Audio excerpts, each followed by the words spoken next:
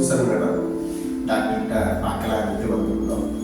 அப்போ அவங்கள பார்த்த உடனே ஆப்ரேஷன் பண்ணலான்னு இருந்தாங்க. சரி, நாங்களும் சமாளித்தோம்.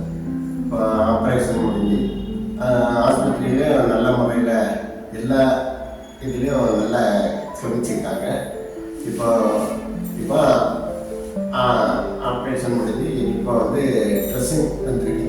இன்னைக்கு ஒரு 2ஆம் தேதி அன்னைக்கு எனக்கு தையல் எடுப்பாங்க. அது எனக்கு எந்த வழியும் இல்லாமல் இப்போ நல்ல முறையில் நான் இருக்கேன். அதனால் சூசன் மேடம் நல்லா ஆப்ரேஷன் பண்ணி நல்லா பார்த்துக்கிட்டாங்க. இந்த ஹாஸ்பிட்டல்லேருந்து இந்த ரூம்லேருந்து எல்லா வசதியும் நல்ல முறையில் பண்ணிட்டு வந்துருக்காங்க. வணக்கம். எனக்கு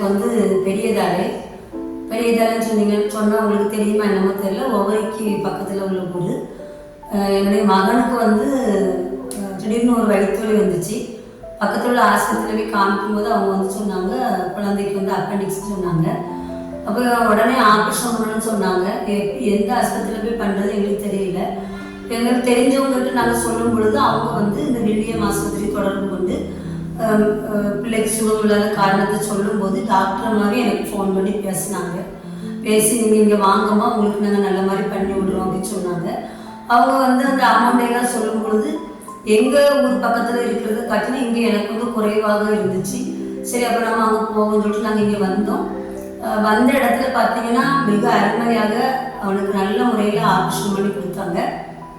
என்னன்னு பார்த்தீங்கன்னா அந்த ஆஸ்பத்திரியில் எனக்கு பிடிச்ச ஒரு காரியம் பிள்ளைங்கள், அங்கே வேலை பார்க்குற பிள்ளைங்களும் சரி, டாக்டருமாவும் சரி, எல்லாருமே ரொம்ப அன்பாக நடந்துக்கிட்டாங்க.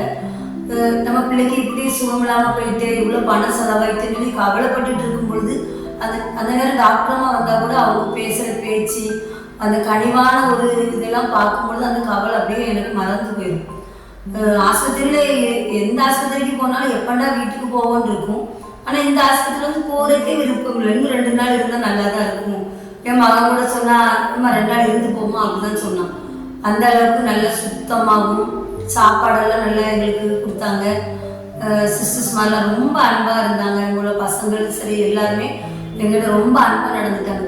அதாவது வியாதி, நம்ம ஆஸ்பத்திரிக்கு ஒரு வியாதிக்குன்னு போகும் பொழுது வியாதிக்கு மருந்து எடுக்கிறத காட்டிலும் அவங்களுடைய அந்த அன்பான ஒரு இதுலேயே நம்மளுக்கு என்ன செஞ்சிடும், நோய் சுகமாகிறதுக்குள்ள வாய்ப்பு இருக்குது. அந்த மாதிரி எனக்கு ரொம்ப பிடிச்சிருந்துச்சு இந்த ஆஸ்பத்திரி. நான் நல்லபடியாக பிள்ளைக்கு எல்லாம் பண்ணி எடுத்துட்டு ஊருக்கு நாங்கள் போயிட்டோம். திரும்ப என் மகளுக்கு ஃபீவர், அது மூலமாக கொஞ்சம் வயிற்று வலியும் வந்துச்சு. நான் அங்கே பக்கத்தில் உள்ள ஆஸ்பத்திரிக்கு போயிருக்கலாம். ஆனாலும் எனக்கு இந்த ஆஸ்பத்திரிக்கு தான் வரணும்னு எனக்கு எண்ணம். ஏன்னா நல்லா கவனிச்சாங்களே அப்படின்னு சொல்லிட்டு நான் திரும்பி இப்போ இந்த ஆஸ்பத்திரிக்கு என் மகளை கொண்டு இங்கே ட்ரீட்மெண்ட் இப்போ எடுத்துக்கிட்டு இருக்கோம். நான் பயந்துக்கிட்டே இங்கே வந்தேன். ஆனால் இங்கே பார்த்தீங்கன்னா எந்த ஒரு அவளுக்கு பிரச்சனையுமே இல்லை அப்படின்னு சொல்லி டாக்டர் அவளுக்கு இப்போ இன்ஜெக்ஷன்லாம் போட்டு குளுக்கோஸ்லாம் போட்டிருக்காங்க. அவள் ஒரு 1/2 மணி நேரத்துலேயே எனக்கு வயிற்றுலாம் நல்லா பரவாயில்லாம உடம்புக்கு இப்போ நல்லா இருக்குன்னு சொன்னான்.